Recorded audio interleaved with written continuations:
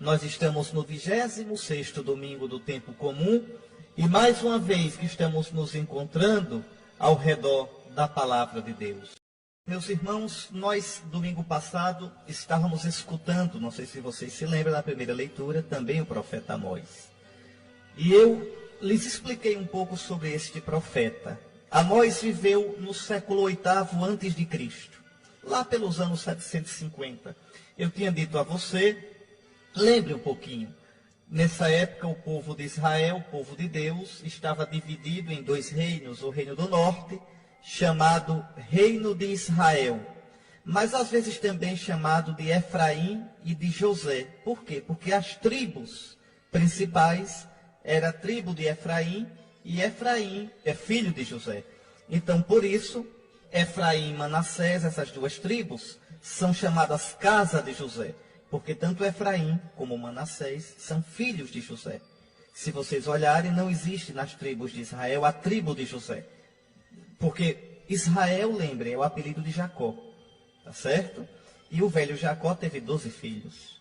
Desses 12 filhos, nasceram as 12 tribos de Israel. Um dos filhos de Jacó é José. Mas note, não existe tribo de José. Por quê?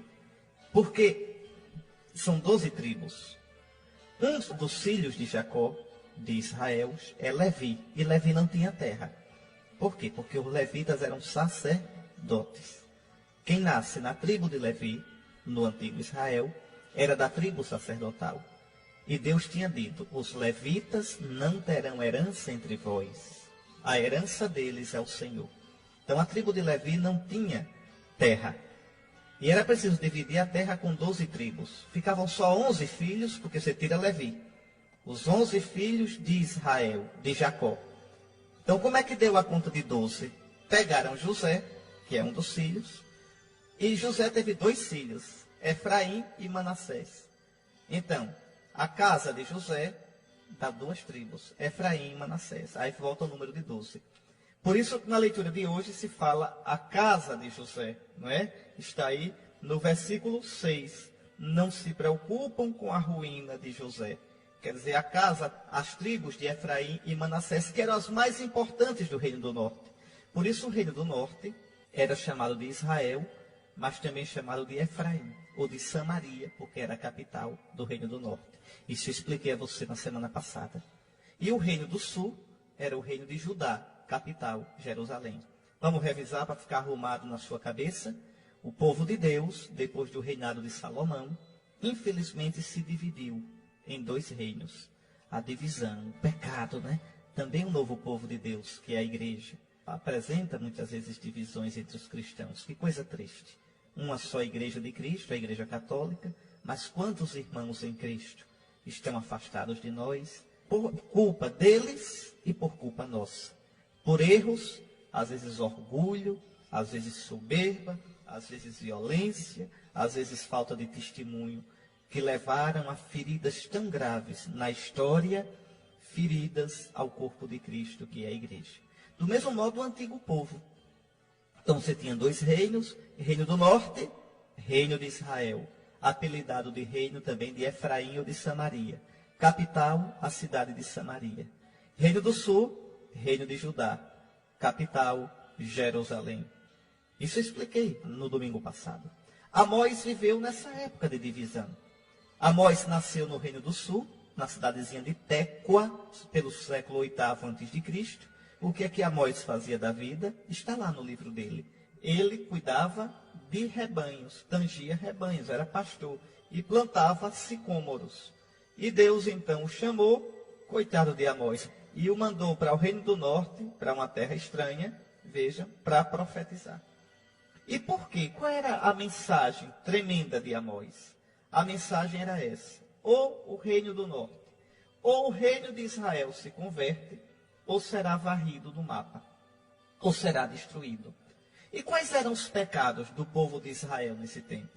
Os pecados, tanto no norte quanto no sul, mas era mais forte no norte, a depravação estava maior no norte, era primeiramente isso: Israel enriqueceu. Israel enriqueceu, e enriquecendo, esqueceu a Deus. O profeta Oséias diz: Israel construiu palácios e esqueceu o seu Deus. Como a gente, não é?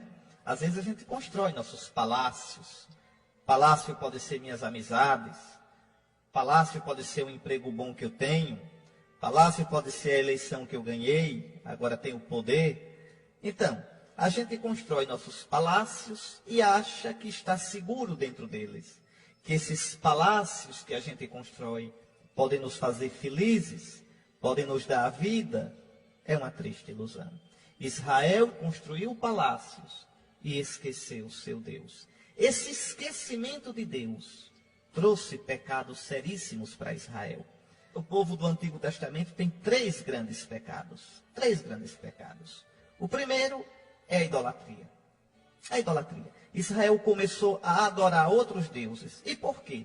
Porque tinha o comércio. Se você olhar no mapa, Israel fica bem no meio ali do Oriente Médio.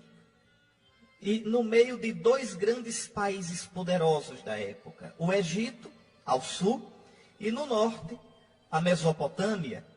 Ali estavam os babilônios, os assírios, os persas. Israel era meio de caminho para dois reinos poderosos, como os Estados Unidos de hoje. Então, Israel era rota de comércio. E esse comércio fazia com que o povo de Israel entrasse em contato com os outros povos. E, querendo ou não, pegava os costumes desses povos e os deuses desses povos. Não é que Israel quisesse esquecer o seu Deus, mas queria, junto com o seu Deus, adorar outros deuses. E aí está a perdição, porque Deus diz, eu sou um Deus ciumento. Deus não aceita ser colocado no mesmo nível, dividir o nosso coração com um Deus falso. Ainda hoje, essa é a nossa tentação. A gente quer dizer, não, eu creio em Jesus, eu amo a Jesus, mas quer fazer concessão ao mundo, quer pecar. Quer viver numa vida, às vezes, que não é de acordo com o Evangelho. Não, eu amo muito a Jesus, mas estou numa relação errada. Uma relação errada. Às vezes, traindo o meu matrimônio, que é indissolúvel, está certo? Às vezes, com um negócio desarrumado, no dinheiro. Às vezes, oprimindo aquele que está ao meu lado, judiando, tratando mal. Então, como é que eu posso, de verdade, ter um coração só para Deus, adorando outros deuses? Israel adorava Baal, Moloque, Astarte. A gente adora às vezes o dinheiro, o sexo, o poder. A gente adora às vezes a beleza física. A gente adora às vezes as amizades poderosas e fortes. Então, Deus não aceita. Deus não aceita que aquele que crê nele divida o seu coração com nada nem com ninguém. Esse foi o grande pecado de Israel. Israel esqueceu que tudo o que ele era devia a Deus. Deus tirou Israel do Egito, abriu o Mar Vermelho. Deus guiou durante 40 anos Israel pelo deserto. Fez correr água da rocha, deu-lhe o maná, deu-lhe a carne das codornizes, guiou pelo caminho, livrou dos inimigos, deu-lhe a terra prometida. E agora que Israel entrou na terra e enriqueceu, esqueceu o seu Deus. Esse esquecimento, o início de todo o pecado é o esquecimento. É aí que começa a miséria. Quando a gente começa a se preocupar com outras coisas. Quer ver uma coisa interessante? Você, por exemplo, deixa de rezar diariamente. Você deixa de diariamente ter um tempo para Deus. Você deixa de olhar para Nosso Senhor. Aos pouquinhos você vai perdendo o sabor de Deus. Deus vai se tornando uma ideia. E você vai colocando outros deuses na sua vida. Às vezes o seu trabalho, às vezes uma pessoa, às vezes os seus amigos, e assim vai. Então, isso aconteceu com Israel. Israel esqueceu o seu Deus. Começou a adorar outros deuses. O que é que tem acender uma velinha para Astarte? O que é que tem acender uma velinha para Azerá, para Moloque, para Baal? Então veja, aqui está o pecado. O primeiro pecado de Israel, o esquecimento de Deus. Esse esquecimento de Deus vai levar a 3 pecados. Primeiro, a idolatria. Certo? E os profetas vão meter a ripa no povo de Israel por causa desta idolatria. Depois, um outro pecado, a injustiça social. Se eu não creio mais de verdade, não tenho mais o coração unido a Deus, se é só de nome, essa união, esse amor a Deus, o culto que Israel presta é um culto externo, mas não tem o coração unido a Deus, e Deus não aceita um culto assim, então eu também não vejo no meu irmão um irmão. E isso aconteceu realmente com Israel. Os mais ricos, os governantes, começaram a governar para si próprios. São os pastores do povo de Israel. No Antigo Testamento, quem são os pastores do povo? Os reis, os sacerdotes e os profetas. Eles então começam a não se preocupar com o povo, a não defender o direito dos mais desprotegidos. Quem são as classes pobres de Israel? Os profetas dizem: a viúva, o órfão, o estrangeiro. Ou seja, os mais fracos. A viúva porque não tem ninguém para cuidar dela. Naquele tempo, a mulher não trabalhava fora, não tinha aposentadoria. Se não tem um marido para cuidar, não tem um filho, ela fica sozinha. O órfão, não precisa nem dizer, não tem pai, não tem mãe. O estrangeiro, ou seja, os pobres. Então Israel cai, vocês vão ver, hoje mesmo a leitura é uma crítica a esse pessoal, olha. Ai dos que vivem despreocupadamente em Sião. O pessoal da vida boa, da vida mansa, o pessoal da farra. Os que se sentem seguros nas alturas de Samaria. Os que dormem em camas de marfim, deitam-se em almofadas, pense na farra, comendo cordeiros de rebanho e novilhos do seu gado. Os que cantam ao som das harpas, ou como Davi dedilha instrumentos musicais. Está aí. O pessoal das festanças caras, do esbanjamento, da vida boa, do copinho de uísque ali, né? Chega, treme assim para gelar nos cubinhos de gelo. Na vida fácil. E não olha, não pensa, não se lembra daqueles que passam privação. Daqueles que não têm o básico. Daqueles que não têm o essencial. Olha aqui o que o profeta diz. Ai dos que bebem vinho em taças e se perfumam com os mais finos ungüentos e não se preocupam com a ruína de José. Então nem olham que o povo está desviado, nem olham que o povo sofre com a injustiça e a maldade. E aí então o profeta é fogo. Olha o que ele diz. Por isso eles irão agora para o desterro na primeira fila, e o bando dos gozadores será desfeito. É ameaça. Deus vai ameaçando o povo. Ameaçando como um pai que quer corrigir seus filhos. Você pode perguntar, Dom Henrique, Deus castiga? Castiga. Deus castiga. Deus castiga com os acontecimentos da vida. Deus castiga. E Deus tem raiva? Não. Deus castiga por amor. Deus castiga para nos fazer cair em nós mesmos. Deus castiga para nos salvar. Deus castiga para que a gente veja que é frágil e que depende dele. Deus castiga para que a gente amadureça. Deus castiga para nos livrar do marasmo, de uma vida fechada na gente. Então é isso que o profeta está dizendo em nome de Deus. Em nome de Deus. Vejam como a palavra de Deus é atual.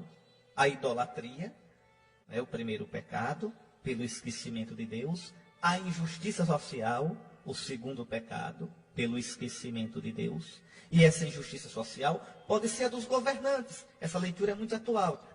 Quantos realmente assumem a política com o espírito de serviço, sobretudo de serviço aos mais frágeis da sociedade?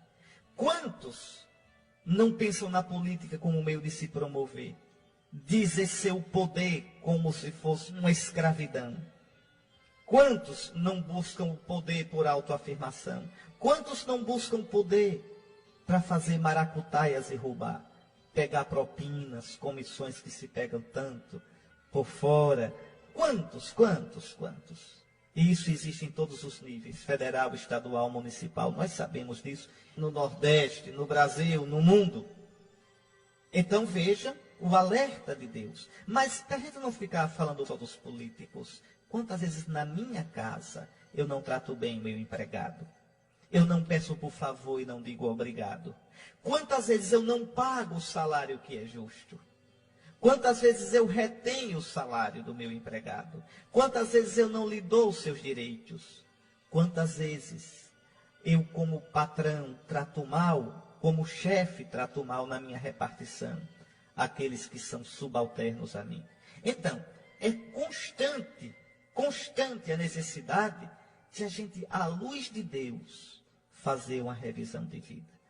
Contam, se é verdade eu não sei, que uma das filhas do rei Luís XIV, a criada dela estava penteando o cabelo dela, e não sei como foi que puxou o cabelo um pouco. E ela aborreceu, se levantou a mão para bater na empregada.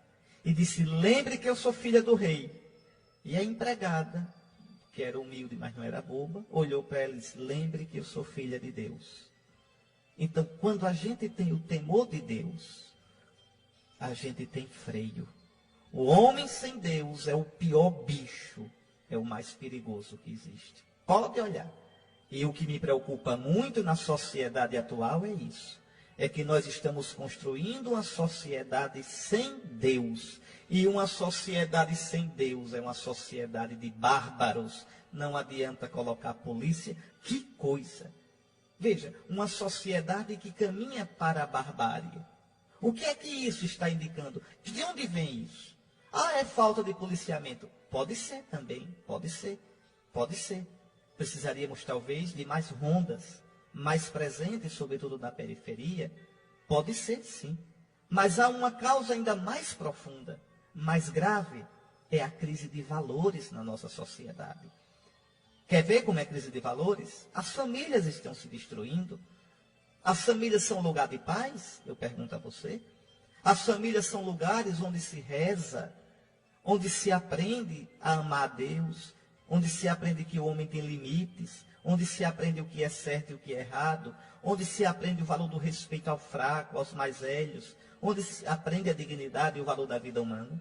As famílias ainda são isso. Como pode ser isso? Se destrói pela separação, pelas gravidezes prematuras, pela bebedeira, pela imoralidade. A escola, as nossas escolas transmitem valores? É uma guerra nossa, a gente lutando para que das escolas existam aula de religião. A Constituição garante isso. O acordo agora do Brasil com a Santa Sé garante isso. E não garante isso só para o católico, não. É para todas as religiões. Alguns querem que a aula de religião seja o quê? Falar assim, abobalhadamente sobre todas as religiões. Não, isso não é aula de religião. Isso é aula de cultura religiosa, é outra coisa. A aula de religião é eu aprender a minha religião. Então, o dever do Estado quando eu falo é o Brasil, nível federal, estadual e municipal. O dever do Estado é oferecer aula de religião confessional. Por exemplo, naquela sala de aula, pega os que são católicos e eles têm um professor de religião católica para ensinar. Pega os que são protestantes e eles têm um professor de religião na tradição protestante e evangélica para ensinar. Pega um se é do culto afro e vai lá um professor de culto afro para ensiná-los. E se alguém não quiser aula de religião, fica dispensado da aula de religião. Vai ter aula de outra coisa. Entende? Aula, por exemplo, de problemas brasileiros, de moral e cívica, sei lá do que. Mas o Estado tem obrigação de prover também o ensino religioso. Não é o ensino religioso ensinar sobre tudo. Não, que isso não resolve nada. É ensinar a religião de cada um. É o melhor modo, é o modo mais econômico de construir a paz, de construir a família. Tem professores aqui, meus irmãos, na nossa rede de ensino, coitados, professores que são estressados, com medo dos alunos, com medo de serem agredidos, desrespeitados, por jovens sem educação, por jovens sem respeito nenhum pelos outros e pela vida humana. E por que isso? É culpa dos jovens? Não. É culpa de uma sociedade que vai se dissolvendo por falta de valores. Compreendem? Quando a gente tira Deus do coração da sociedade, a gente mata a sociedade. Isso que o profeta Amós diz na primeira leitura de hoje é importantíssimo. Vale para os dias de hoje. Então Israel esqueceu o Senhor E esse esquecimento trouxe 3 pecados. Eu já falei de 2. A injustiça social, a idolatria. E qual é o outro? A imoralidade. A imoralidade, a permissividade, que hoje é uma grande tentação para todos nós, pelo apelo dos meios da comunicação. As novelas, a internet, as músicas, os programas de televisão exacerbam a nossa sexualidade. Nós temos o instinto sexual, que é fortíssimo, todos nós temos. São 2 instintos que são fortíssimos: a alimentação, porque mantém a minha vida, e a sexualidade, porque mantém a raça, a vida da espécie humana. Então, Deus colocou esses 2 instintos como instintos básicos para a nossa sobrevivência. O alimentar-me, a sobrevivência minha, pessoal. E a sexualidade, a sobrevivência da raça, da espécie, da descendência. Mas como o homem é quebrado pelo pecado, esses instintos são desarrumados. E o que é que os meios de comunicação fazem? Ao invés de nos ajudar a educar esses instintos, instigam esses instintos, não é? Com a permissividade, com aquelas propagandas de duplo sentido, maldosas. E aí o homem vai, o jovem vai e cede a isso, o adulto vai e cede a isso. Tudo é permitido, tudo é bonitinho, desde que eu me sinta bem. Não, isso não constrói nada. Não constrói de modo nenhum. Então vocês vejam o pecado. Eu vou dar algumas citações da Bíblia para que você possa ver os profetas criticando o povo de Israel por esses pecados. Se você quiser, anote aí. Isaías viveu na mesma época de Amós, no século 8º a.C. Isaías, capítulo 1, versículos 2 a 9. Isaías 1, 2 a 9. Depois, Amós 2, 6 a 16. Ainda outra citação, Amós, capítulo 5, versículos 21 ao 27. Amós 5, 21 a 27. Outra citação, Amós 5, versículos 10 a 15. Muito bem, e o que é que Deus diz ao povo, se o povo não se converter? A palavra de Deus é dura. Diz: vós sereis destruídos. Vós sereis varridos da face da terra. Pronto. Você pode ver isso em Amós, capítulo 6, versículos 8 ao 14. E isso aconteceu? Aconteceu. No ano 722 a.C., uns 20 anos depois que Amós profetizou, os assírios vieram e levaram todas as 10 tribos do reino do norte para o exílio, destruíram o reino de Israel até hoje. Acabou-se. Acabou-se. Não se brinca com Deus.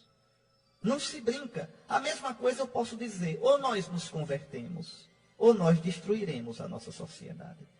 Ou a gente acaba com essa coisa de esquecer Deus, de viver como se Deus não existisse, de falar em Deus, mas viver do nosso modo, fazendo nossa religiãozinha privada, tá certo? Ou nós destruiremos a nossa sociedade. Isso vale para o Brasil, isso vale para a Europa, isso vale para os Estados Unidos. O homem sem Deus é o bicho mais perigoso. Olhe, pensemos nessas coisas, viu? Com muita seriedade. Então lembre dos 3 pecados de Israel, né? O primeiro, o pecado básico, o esquecimento de Deus, quer dizer, a impiedade, a dureza de coração. E esse pecado fundamental gerou em Israel 3 pecados, que abrange todos os outros. A idolatria, ficavam só num culto falso, sem coração, sem empenho de vida. A injustiça social e a imoralidade. Então, estamos numa situação muito parecida. Muito parecido. O Senhor nos diz: convertei-vos. Convertei-vos. É interessante o livro do Deuteronômio, se você ler, ele vai dizer o tempo todo: cuida de recordares, lembra-te, Israel, conta ao teu filho, Israel, o que o teu Deus fez. Israel, cuida de não esqueceres do teu Deus. Exatamente, porque o esquecimento é o princípio de todo o pecado. E o que é que eu faço, senhor bispo, para não esquecer a Deus? O que você faz? Reze. É a oração, o contato, a amizade com o Senhor que nos livra de esquecer a Deus.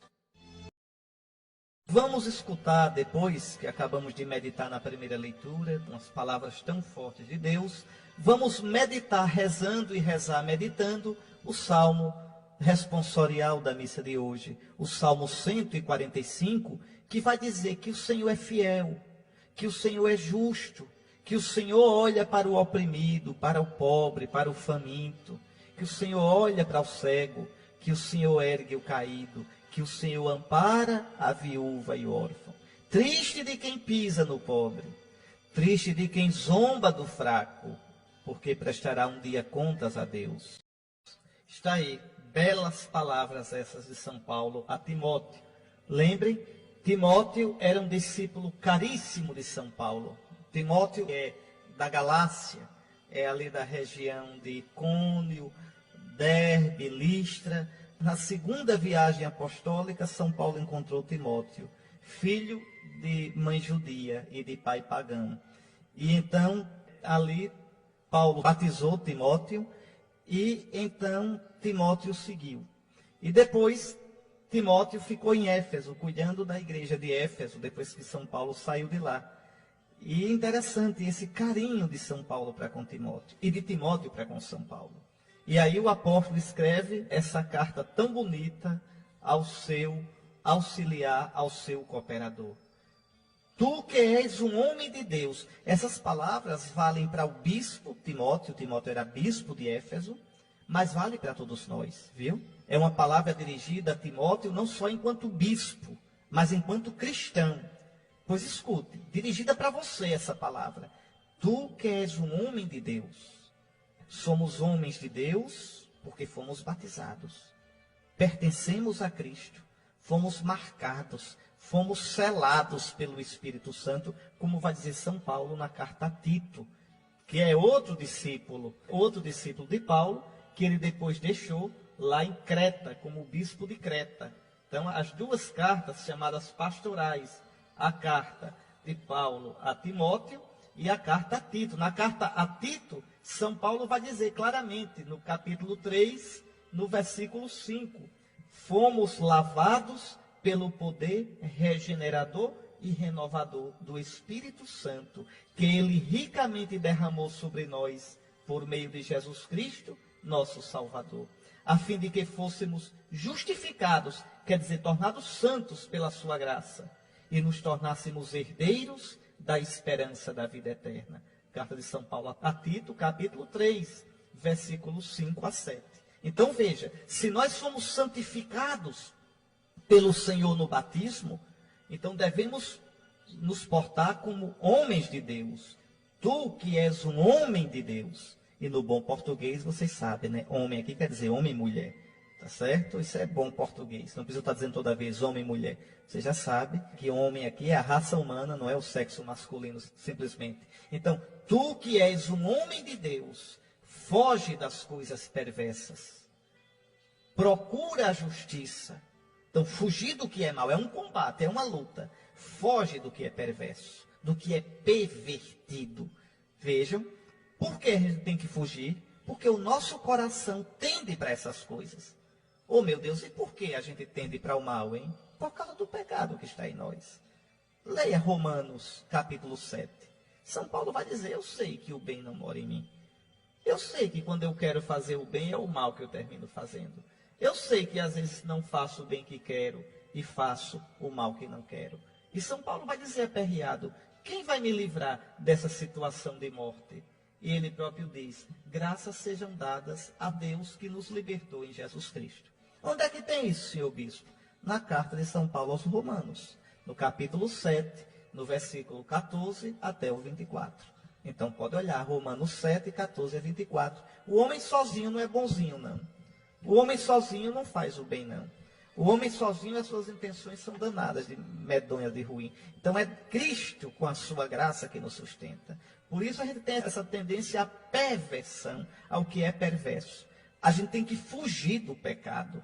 A gente tem que lutar contra o pecado como quem nada contra a corrente. Por isso São Paulo diz a Timóteo, tu que és um homem de Deus, foge das coisas perversas. Então, olha, primeira parte, fugir do que é mal. Segunda parte, procurar o que é bom. É uma luta mesmo. Se você sabe que tem essa tendência má, por exemplo, a tendência para a vaidade, a tendência para o orgulho, a tendência para a inveja, a tendência para a maledicência, falar mal dos outros, a tendência para a sensualidade, a tendência para a soberba, para a avareza. Então você tem que fugir disso. Fugir. Olhar as situações que levam você a isso e lutar contra elas. Então foge das coisas perversas e procura as coisas boas. E São Paulo diz, procura a justiça, a piedade, a fé, o amor, a firmeza, a mansidão. Combate o bom combate da fé. Conquista a vida eterna para a qual foste chamado. Sem esse combate, ninguém vai ser cristão nunca.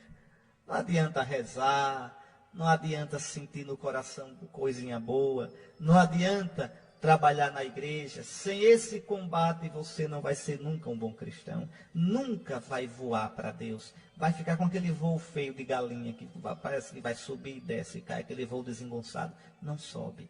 A gente só eleva o coração para Deus. A gente só experimenta a doçura, a gostosura de Deus se a gente combater o bom combate da fé. É por isso que eu indico aqui tanto a Imitação de Cristo para vocês, esse livrinho. É um livrinho do século XIV. Às vezes a gente lendo e diz, vixe, esse livro fala em desprezo do mundo, mas desprezo entendo, do pecado. Desprezo do pecado. Desvencilhar-se, soltar-se daquilo que é vaidade, daquilo que é apego. Soltar-se, desvencilhar-se das bobagens desse mundo, para unir-se ao grande amor de Cristo e ser livre para os irmãos e livre para Deus. É isso que a imitação de Cristo quer dizer. Por isso que eu não deixo nunca de aconselhar.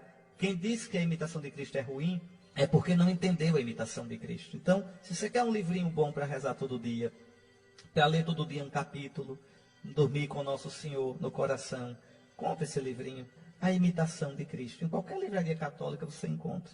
Tem de tudo quanto é editora, porque é um livrinho antigo, do século XIV, que fez bem a tanta gente nesse mundo, e agora, porque a gente gosta de muita novidade, deixou-se de ler, e a gente deve ler sim. Eu, desde os meus 12, 13 anos que leio a Imitação de Cristo, nunca deixei de ler, só me fez bem até hoje. Então, lê todo dia, para se fortalecer nesse combate, deixar o que é mal, conquistar a vida eterna, para a qual foste chamado. Timóteo foi chamado para a vida eterna no batismo. Tu também, meu irmão, minha irmã que me escutas agora, tu também foste chamado para a vida eterna. E São Paulo continua, e pela qual fizeste tua nobre profissão de fé diante de muitas testemunhas. É que Timóteo foi batizado adulto. Eu disse a vocês já, Timóteo foi batizado adulto e faz a sua profissão de fé, como nós fazemos ainda hoje, quando criança no batismo, o padre pergunta, renuncias a Satanás, a todas as suas obras, a todas as suas seduções, crês em Deus Pai Todo-Poderoso. A profissão de fé se faz antes do batismo. E aí São Paulo continua, diante de Deus que dá a vida a todas as coisas, olha que coisa solene, e de Cristo Jesus, que deu o bom testemunho da verdade perante Pôncio Pilatos, eu te ordeno. Aqui é uma exortação solene. São Paulo lembra da fidelidade de Deus e da fidelidade de Cristo, nosso Senhor, nosso querido e amado Senhor. Qual foi o testemunho que Jesus deu diante de Pilatos? Ele não voltou atrás. Jesus manteve-se firme diante de Pilatos. Para isto eu vim ao mundo, para dar testemunho da verdade. Quem é da verdade, ouve a minha voz. Eu sou o Messias. Veja, então, como Jesus deu testemunho diante de Pilatos, nós devemos dar testemunho diante do mundo. E então eu te exorto, Timóteo, e eu te exorto, meu irmão, guarda o teu mandato íntegro e sem mancha, até a manifestação gloriosa de nosso Senhor Jesus Cristo. Qual é o mandato de Timóteo? É para deputado federal ou senador? Nada disso. O mandato de Timóteo é ser bispo, né? Então isso aqui vale muito para mim, viu? Guarda o mandato íntegro, sem medo de falar, sem medo de dizer a verdade. Às vezes a verdade dói, às vezes a gente tem que tomar umas decisões. Então vocês vejam, né? Guardar o mandato íntegro exige isso. Não é brincadeira não é? Mas você também tem um mandato. O mandato de batizado e de crismado. O mandato de testemunhar Jesus, o mandato de anunciar Jesus, o mandato de manter firme a sua fé cristã católica. Então, guarda o mandato, né? Até a manifestação gloriosa de nosso Senhor Jesus Cristo. Um dia Jesus virá. Um dia nós seremos julgados pelo Senhor. Então, a gente deve caminhar nessa vida com os olhos fixos em Cristo. A gente deve caminhar nesta vida, não é? Sem medo dos homens, sem medo das dificuldades, não é? Como diz o povo, sem piscar, com firmeza, olhando Jesus. O nosso olhar se dirige a Jesus, o nosso olhar se mantém no Senhor. Então, um dia haverá a manifestação gloriosa de nosso Senhor Jesus Cristo. Guarda o teu mandato íntegro até lá. Essa manifestação será feita no tempo oportuno, pelo bendito e único soberano, o Rei dos reis e Senhor dos senhores, o Pai que enviará o seu Filho em glória para julgar todas as coisas. Esse Deus grande, o único que possui a imortalidade e que habita numa luz inacessível, que nenhum homem viu nem pode ver. A ele honra e poder eterno. Amém. O seu mandato vem de Cristo pelo batismo e pela crisma. Muito bem, fiquemos com essas palavras, com santo temor de Deus, pedindo a Ele a graça de sermos fiéis, como Timóteo foi fiel. É longa essa parábola que Jesus conta, mas é muito bonita. Vamos lá, vamos entender. E pense na primeira leitura de hoje, quando Amós falava dos ricos que não ligavam para a miséria dos pobres, não se incomodava da miséria do seu povo. Então, primeiro, veja, 2 homens. Aqui uma coisa muito interessante. Um homem rico que se vestia com roupas finas e elegantes e fazia festas esplêndidas todos os dias. Qual é o nome desse homem? Jesus não diz o nome dele. Deus desconhece os soberbos. Não sabe nem o nome. E existia um outro homem, um pobre chamado Lázaro, cheio de feridas, que estava no chão à porta do rico. Veja, Deus conhece o nome do pobre. É o contrário da gente, né? A gente sabe o nome do rico, do grande, do poderoso, do chefe, do famoso, do bonitão, do saradão, né? Da bonitona. Mas a gente não sabe o nome do pobre. É seu Zé e Dona Maria e olhe. No entanto, Deus é diferente. Deus sabe o nome do pobre. Deus cuida do pobre. Então essa é a primeira coisa assim que impressiona. Depois, outra coisa que impressiona, a opulência do rico, que se veste de roupas finas e dá festas esplêndidas todo dia. Jesus exagera bem na parábola. Todo dia uma festa. Veja. Enquanto o pobre, no chão, cheio de ferida, queria matar a fome com as sobras que caíram da mesa do rico. Os cachorros vinham lamber suas feridas. E ninguém dava esmola para ele. Observe que Jesus não diz que o rico era ladrão, que o rico era desonesto. Não diz nada disso. Só diz isso, que o rico não ligou para o pobre. Quantas vezes o rico entrou e saiu da sua casa, vendo aquele pobre à porta, e nunca nem olhou de lado. Nunca nem lhe disse um bom dia. Nunca nem disse, menino, traga um pouco de comida para esse pobre. Meu filho, como é seu nome? Não é? Me diga, eu posso ajudar em alguma coisa? Não, o rico simplesmente desconheceu o pobre. Então, cuidado. A indiferença pelo sofrimento do outro. A indiferença diante da dor, da miséria do outro. Cuidado. Cuidado, lembre da palavra de Jesus. O que fizestes ao menor dos meus irmãos, a mim o fizestes. E o que não fizestes, a mim não fizestes. Muito bem, os 2 morreram. E aí, quando morre, fica dormindo? Não. Isso aí é uma leitura errada dos nossos irmãos protestantes. Porque vocês vejam, no começo, os judeus não sabiam que existia uma ressurreição. Então, eles pensavam, sim, que as pessoas ficavam dormindo, num sono eterno. Mas, já no tempo de Jesus, antes mesmo de Jesus ressuscitar, já na época de Jesus, os fariseus já ensinavam que os mortos não ficam dormindo. E depois da ressurreição de Cristo, a gente sabe de certeza que os mortos não ficam dormindo. Veja aqui, olha. Quando o pobre morreu, os anjos o levaram para junto de Abraão. Que história é essa que junto de Abraão? É que aqui Jesus não tinha ressuscitado ainda. Veja, não existia ainda a igreja aqui, não existia o cristianismo. Para o judeu, o maior sonho era ficar junto do pai Abraão, no seio de Abraão, na mansão dos mortos, no Sheol. Naquela época de Jesus se pensava assim, que existia a mansão dos mortos, o Sheol, com 2 compartimentos. O seio de Abraão, onde os justos ficavam unidos ao pai Abraão, esperando a vinda do Messias para ressuscitar. O Messias já chegou, nós ressuscitamos. E o Sheol para os ímpios, quente, que queima, que devora. Por que é que se fala tanto de fogo do inferno? É porque na linguagem bíblica, tudo que era lixo ia para o fogo. Por exemplo, em Jerusalém, o lixão. Mas o lixão de Jerusalém ficava num vale. Como era o nome do vale do lixão? Geena. Então Jesus diz, não presta mais para nada a não ser para ser jogado na Geena, o lixão. E ali tem o fogo, os gases que o lixo expele e que geram incêndios. Vai ser queimado no lixão.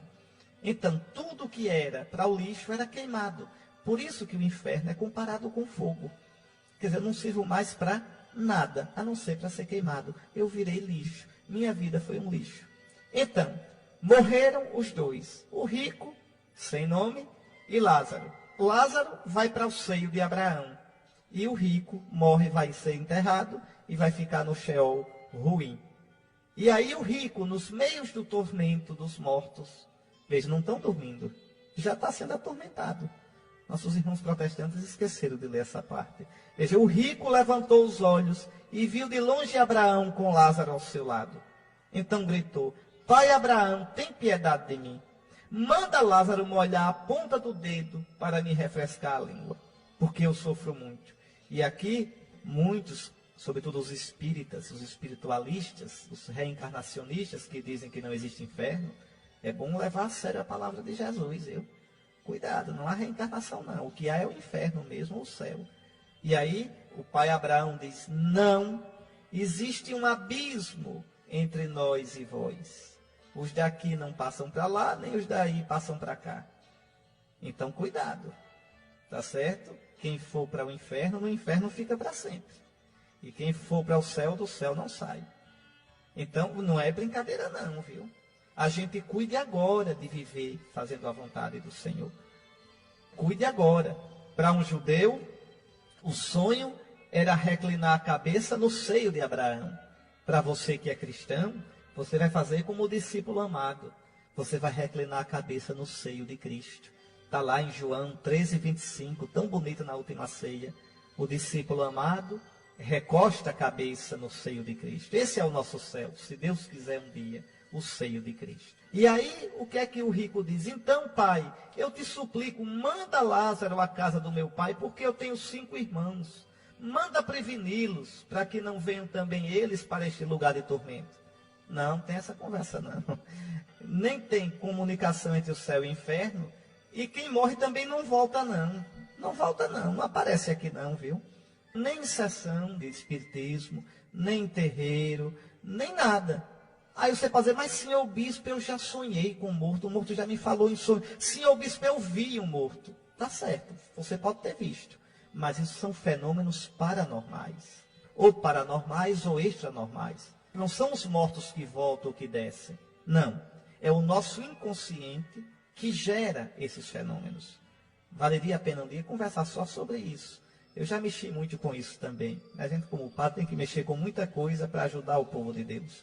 Então, uma pessoa pode ver um morto? Pode. Foi o morto que voltou? Não. Não. É um fenômeno do meu inconsciente. Eu posso escutar um morto? Posso. Foi o morto que voltou? Não. É o meu inconsciente. O único jeito dos mortos se comunicarem com os vivos é pela oração. Como é que eu posso me comunicar com meu bisavô que morreu, com meu avô João que já morreu, com minha Dindinha Rosinha que já morreu? Pela oração. Eu posso rezar a Deus por eles e posso rezar por eles, para que eles intercedam por mim. Eu sei que eles rezam por mim. Santo Agostinho dizia, eu vou para Deus, mas não esquecerei os que amei na terra. Mas questão de morto se manifestar, aí não. Aí não. Esses fenômenos todinhos existem, mas são causados pela nossa mente, são fenômenos deste mundo, não de outro mundo. Aqui Nosso Senhor está bem claro mesmo. Então, o pai Abraão disse, não, Lázaro não vai voltar lá para anunciar nada, não. Eles, seus irmãos, têm Moisés e os profetas. Quer dizer, tem a lei, tem a escritura, tem a religião. Que escutem a palavra de Deus. Não, pai Abraão, mas se um dos mortos for até eles, certamente vão se converter. Conversa fiada. Abraão disse, se não escutam Moisés nem os profetas, eles não acreditarão, mesmo que alguém ressuscite dos mortos. É verdade, é verdade. Para quem crê, nenhuma prova é precisa. Para quem não crê, nenhuma prova adianta. Porque depende da abertura ou do fechamento do nosso coração. Não, meus irmãos. Que a gente cuide de viver de tal modo que a gente possa ir para o lugar do refrigério, da vida e da paz. Não do calor, do fogo, do inferno. Qual é esse lugar do refrigério, da vida e da paz? O coração de Cristo. Vinde a mim, aprendei de mim. Eu sou manso e humilde de coração, e encontrareis repouso para as vossas almas. Pois bem, agora eu quero deixar claro para você, aproveitar uma coisa, né? Essa história de que os mortos ficam dormindo e que não é verdade. Veja, depois que Cristo ressuscitou e subiu ao céu, assim que a gente morre, na nossa alma a gente já comparece diante de Cristo. Já começa o céu ou o inferno. E no fim dos tempos, nosso corpo também ressuscitará, porque não existe reencarnação. Né? Eu só vou citar alguns exemplos para que vocês vejam que os mortos não estão dormindo. Os mortos estão no céu. Quando a gente usa a expressão adormecer no Cristo, é uma expressão para dizer que a morte não é eterna, que a gente se acorda da morte, como quem se acorda de um sono. Não é que os mortos estão dormindo para sempre. Por exemplo, só para você ver, viu? São Paulo, na segunda carta aos Coríntios, se você tiver a sua Bíblia, vale a pena dar uma olhada. Na segunda carta aos Coríntios, São Paulo vai falar disso. Olha o que ele diz. Sabemos que se a nossa morada terrestre, quer dizer, o nosso corpo, esta tenda for destruída, teremos no céu um edifício, obra de Deus, morada eterna, não feita por mãos humanas. Então, o meu corpo será destruído e eu vou ganhar um corpo ressuscitado no céu. É um corpo diferente? É não. É meu corpo, mas num estado diferente. É meu corpo mais glorificado. E São Paulo então diz, tanto assim que gememos pelo desejo ardente de revestir por cima da nossa morada terrestre a nossa habitação celeste. Quer dizer, que bom se a gente pudesse, já pensou, né, morrer e nem experimentar o cemitério, se a gente já vestisse, o nosso corpo já fosse glorificado logo na hora, e a gente nem experimentasse direito à morte, né? São Paulo diz que não será assim. O nosso corpo será destruído e nós ganharemos um corpo ressuscitado no final dos tempos. Mas São Paulo diz que, olha, será possível sim. Alguns vão logo depois da morte, logo, o corpo terrestre ser revestido do corpo celeste. Se formos encontrados vestidos e não nus. O que é isso? Quando Cristo vier, né? Quem é que vai ser encontrado nu? Aqueles que já estão no céu sem o corpo. Nu porque estão sem o corpo. Então vão ser revestidos do corpo glorioso. Quem estiver na terra ainda está vestido. Vestido de quê? Do corpo terrestre. E aí quer dizer que não vai morrer? Vai. Em que sentido? O seu corpo terrestre vai ser transfigurado. Como uma larva que se torna borboleta. Como um botão que se torna flor. Vai morrer essa vida terrestre para nascer a vida celeste. Não tem jeito. E São Paulo diz, olha, pois nós que estamos nesta tenda, gememos acabrunhados, porque não queremos ser despojados da nossa veste, mas revestir a outra por cima desta. Todo mundo quer ir para o céu, mas ninguém queria morrer antes. A gente não queria. A gente não queria que o nosso corpo experimentasse a morte, mas vai experimentar sim. Mas não tenha medo, porque você vai ser revestido do corpo celeste no final dos tempos. E quem nos dispôs a isto foi Deus, que nos deu o penhor do Espírito Santo. É verdade. Você recebeu no batismo, na crisma, o Espírito Santo. Você na Eucaristia comunga o Cristo cheio do Espírito Santo. Por isso Jesus disse, quem come a minha carne, come a vida eterna. E eu vou ressuscitá-lo no último dia. Está vendo? Só um exemplo para que vocês vejam. Um outro exemplo, São Paulo, na carta aos Filipenses. Capítulo 1, versículos 20 a 24. Filipenses 1, 20 a 24. São Paulo vai dizer, olha, eu não sei o que eu escolho, porque o meu desejo é partir logo para estar com Cristo. Mas ficar com vocês é melhor para vocês. Então eu fico num dilema. Cristo vai ser glorificado no meu corpo, seja na vida, seja na morte. Olha, se São Paulo pensasse que ia ficar dormindo, não tinha dilema nenhum. É melhor ficar trabalhando com vocês. É melhor trabalhar aqui do que ficar dormindo. Mas São Paulo sabe que não vai ficar dormindo. O meu desejo é partir para estar com Cristo, logo após a morte. Por isso o dilema de São Paulo. Pode olhar, Filipenses 1, 20 a 24. E você veja o Apocalipse, que o céu está cheio. O céu está cheio. E olha a carta aos Hebreus. A carta aos Hebreus vai dizer claramente: vós vos aproximastes da Jerusalém celeste, dos espíritos dos justos que estão no céu, os santos, né, dos primogênitos, os mártires, e de milhões e milhões de anjos. Está vendo? Então pense bem. Nossa vida um dia estará diante do tribunal de Cristo. Que a gente viva uma vida que vale a pena, para que possa participar da glória do céu. Mas isso exige minha atenção a Cristo e aos irmãos, sobretudo ao pobre, ao sofredor, ao fraco. Meus irmãos, deixo vocês com a bênção de nosso Senhor. Abençoe-vos o Deus Todo-Poderoso, Pai, Filho e Espírito Santo.